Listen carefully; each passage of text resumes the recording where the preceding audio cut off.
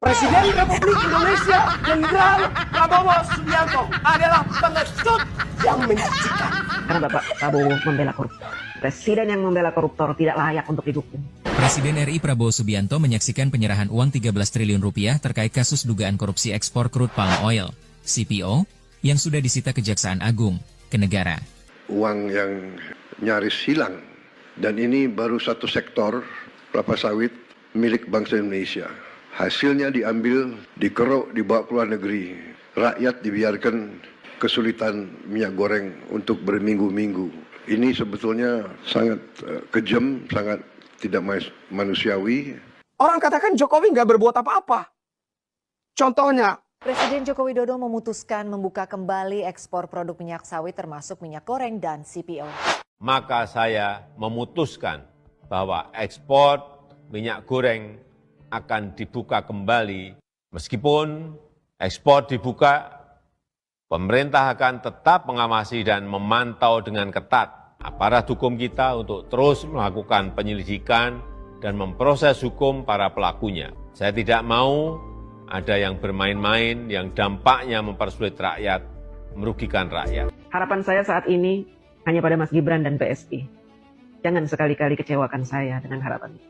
Karena harapan saya terhadap Bapak Prabowo sudah pupus. Saya tidak lagi percaya. Ya, kita adu kekuatan. Kuat negara atau kuat mereka. Jangan mereka ngira Indonesia lemah.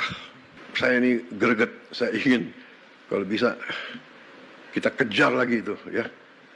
Kekayaan yang diselewengkan. Tapi korupsi di kita, rakyat sudah mengerti. Rakyat tahu, kita tidak bisa pungkiri korupsi harus kita akui. Menurut saya, dalam keadaan yang sangat-sangat memprihatinkan.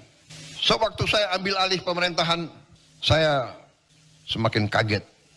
Saya tidak menduga parahnya korupsi tersebut. Tapi saya bertekad, saya harus tegakkan pemerintah yang bersih. Saya ambil kesimpulan dan akan saya panggil Jaksa Agung, semua penegak hukum. Enggak, ini serius ya, kembali. Saya akan panggil, ternyata iya, koruptor-koruptor itu memang luar biasa lihainya dan merugikan bangsa cukup parah.